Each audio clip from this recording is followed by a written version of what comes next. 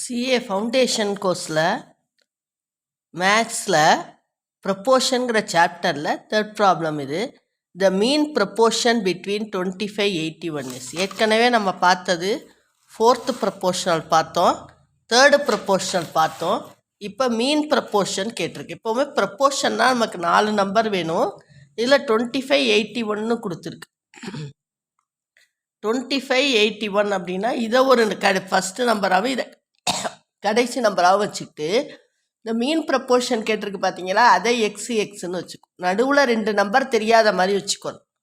அது ரெண்டும் ஒரே நம்பராக வச்சுக்கணும். நடுவில் 2 நம்பர் தெரியாத மாதிரி வச்சுக்கணும். அது ரெண்டையும் ஒரே நம்பராக வச்சுக்கணும்.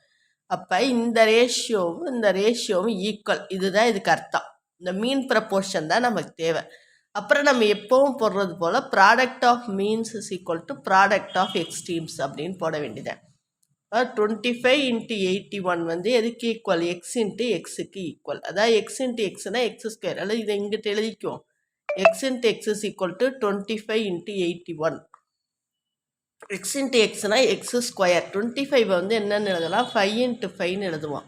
81 9 × 9ன்னு எழுதுவோம். ஏன் அப்படி எழுதுறேன்னா இது எக்ஸ் ஸ்கொயர், நமக்கு எக்ஸ் தான் வேணும். அப்போ 2 5க்கு ஒரு 5ம் 2 9க்கு ஒரு 9ம் எடுத்தால் போதும்.